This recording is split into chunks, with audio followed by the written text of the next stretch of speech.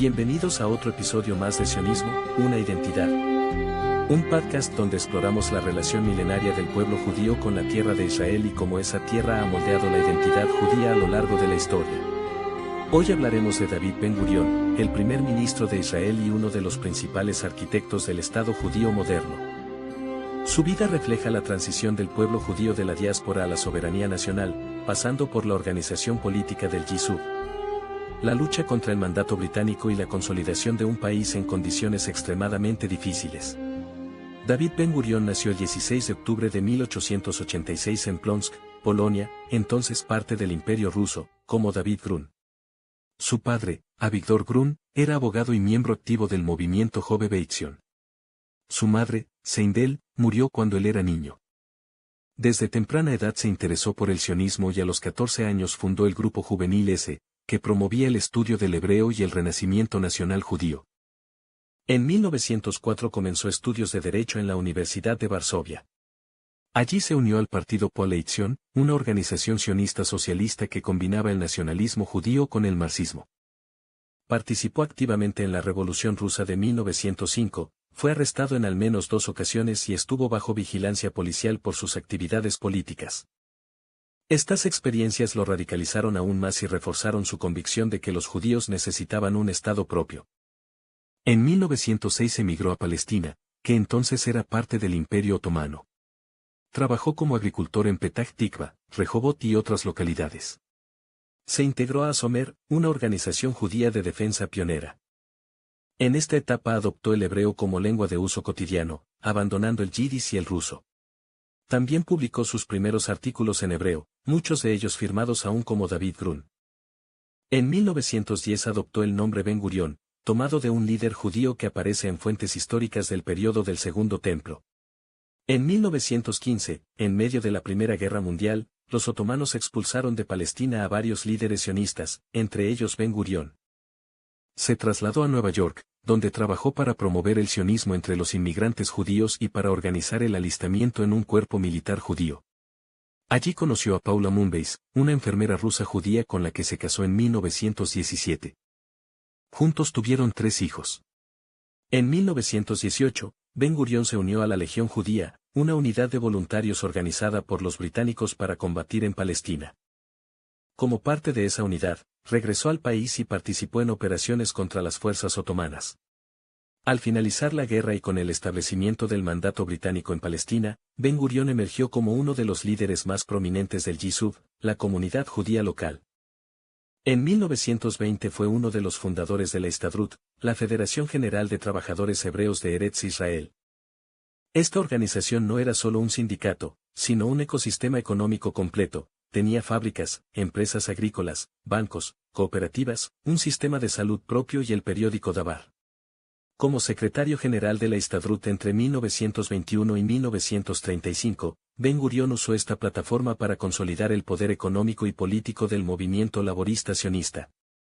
En 1930, Aduta Aboda se unió a Hapoel Hazael para formar Mapai, el Partido Laborista. Ben-Gurión se convirtió en su principal líder. Desde 1935 presidió el ejecutivo de la Agencia Judía, el organismo que funcionaba como el gobierno de facto del Yishuv frente a los británicos y ante la comunidad internacional. Fue desde esa posición que coordinó los esfuerzos de inmigración, asentamiento, autodefensa y diplomacia. Durante el mandato, Ben-Gurión mantuvo una postura pragmática. En 1937 aceptó con reservas la propuesta de partición de la Comisión Peel, que recomendaba crear un Estado judío en una parte de Palestina y otro árabe en el resto. Esto lo enfrentó duramente con los revisionistas liderados por Zeev Jabotinsky, que se oponían a cualquier renuncia territorial. En 1939, cuando el gobierno británico promulgó el libro blanco que limitaba la inmigración judía a 75.000 personas en 5 años, Ben-Gurión adoptó la famosa consigna: lucharemos contra el libro blanco como si no hubiera guerra. Y lucharemos contra Hitler como si no hubiera libro blanco. Durante la Segunda Guerra Mundial promovió el alistamiento de judíos palestinos en el ejército británico, lo que llevó a la formación de la Brigada Judía en 1944. Esta brigada combatió en Italia con bandera y mando judíos, y fue clave después de la guerra en operaciones de ayuda a los sobrevivientes del Holocausto. Desde la Agencia Judía, Ben-Gurión también organizó la Aliyah Bet, la inmigración ilegal de judíos a Palestina violando las restricciones británicas. Cientos de barcos fueron interceptados y miles de inmigrantes fueron detenidos y enviados a campos en Chipre. Después de la guerra, con más de 250.000 judíos hacinados en campos de desplazados en Europa y con la opinión pública mundial presionando, la causa sionista ganó impulso. En noviembre de 1947, la Asamblea General de la ONU aprobó la Resolución 181 que recomendaba la partición del mandato. El liderazgo judío aceptó el plan, mientras que el liderazgo árabe lo rechazó. Esto desató una guerra civil en Palestina que se transformó en guerra regional tras la declaración de independencia. El 14 de mayo de 1948, David Ben-Gurión proclamó la independencia del Estado de Israel desde Tel Aviv. Fue nombrado primer ministro y ministro de Defensa. Ese mismo día, los ejércitos de Egipto, Jordania, Siria, Líbano e Irak atacaron al naciente Estado. Durante la Guerra de Independencia, Ben-Gurión tomó decisiones fundamentales, estableció las fuerzas de defensa de Israel unificando al Haganá, el Irgun y Lehi, con una estructura jerárquica única bajo control civil. En junio de 1948 se produjo el caso Altalena. Este barco, operado por el Irgun, llegó cargado con armas y combatientes. Ben-Gurión ordenó que todas las armas fueran transferidas al ejército. La negativa del Irgun a cumplir generó un enfrentamiento. Las FDI dispararon contra el barco frente a Tel Aviv, causando muertos. El incidente fue clave para consolidar el principio de monopolio del uso de la fuerza por parte del Estado. Israel ganó la guerra y firmó armisticios con todos los países invasores. El territorio del nuevo Estado se expandió más allá de las fronteras del plan de partición. Israel controló Jerusalén Occidental, la Galilea y todo el Negev. La guerra también causó la huida o expulsión de cientos de miles de árabes palestinos. Entre 1948 y 1952 llegaron más de 700.000 inmigrantes judíos. Aproximadamente la mitad eran sobrevivientes del Holocausto y la otra mitad eran judíos expulsados de países árabes. Ben-Gurión impulsó una política de absorción rápida, se construyeron asentamientos, se fundaron decenas de ciudades de desarrollo, se estableció un sistema educativo nacional y se nacionalizaron empresas estratégicas. En 1952 firmó un acuerdo de indemnizaciones con Alemania Occidental.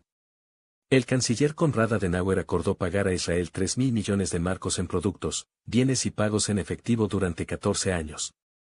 El acuerdo causó protestas dentro de Israel, incluyendo enfrentamientos violentos frente a la Knesset, pero fue esencial para estabilizar la economía y financiar grandes proyectos.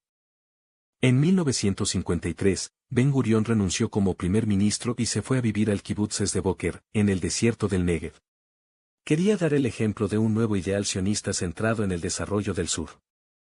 Pero en 1955, ante el aumento de ataques fedayín desde Gaza y el bloqueo egipcio del estrecho de Tirán, volvió al poder. En octubre de 1956, Ben-Gurión lideró la decisión de lanzar la Operación Cades. Israel atacó la península del Sinaí en coordinación con Francia y el Reino Unido. El objetivo era neutralizar la amenaza egipcia, garantizar la libre navegación y responder a la nacionalización del Canal de Suez por parte de Gamal Abdel Nasser. En 7 días Israel ocupó todo el Sinaí. Sin embargo, la presión conjunta de Estados Unidos y la Unión Soviética obligó a una retirada. A cambio, se estableció una fuerza de paz de la ONU en la frontera y se garantizó el libre paso por el estrecho de Tirán. En 1954, se desató la crisis de Labón. Una red israelí fue descubierta en Egipto realizando atentados encubiertos contra intereses británicos con el fin de afectar la retirada inglesa. El escándalo provocó la renuncia del ministro de Defensa Pinhas Labón. Aunque Ben-Gurión no era primer ministro en ese momento, volvió al cargo poco después y el caso causó una profunda división dentro del laborismo durante años, con consecuencias políticas incluso después de su retiro. En 1963 renunció de forma definitiva como primer ministro y fue sucedido por Levi Eshkol. Ben-Gurión permaneció en la Knesset, pero su influencia disminuyó. En 1965 rompió con Mapay y fundó Rafi, el Partido de los Trabajadores de Israel, que incluía a figuras como Moshe Dayan y Simón Pérez. En 1969 Rafi se reintegró al laborismo, pero Ben-Gurión se negó a unirse. En su retiro en Sde-Boker escribió extensamente. Redactó su autobiografía, compiló discursos y publicó ensayos sobre la historia del pueblo judío, la geopolítica de Israel, el papel del Tanaj en la identidad nacional y el futuro del Estado judío. Afirmaba que el destino de Israel dependía del desarrollo del Negev, el dominio del agua, la educación, la ética y la demografía. Murió el 1 de diciembre de 1973, pocas semanas después del fin de la guerra de Yom Kippur. Fue enterrado junto a su esposa Paula en Sde-Boker, en una tumba sencilla que hoy es sitio nacional. David Ben-Gurión es considerado el padre de la nación. Su liderazgo fue clave para establecer el Estado de Israel, consolidar sus instituciones, construir un ejército profesional, absorber inmigrantes de más de 70 países y garantizar la existencia del país en condiciones críticas. Su visión de un Israel hebreo, laico, autosuficiente y con centro en el Negev sigue influyendo en el debate nacional hasta hoy. Nos escuchamos en el próximo episodio.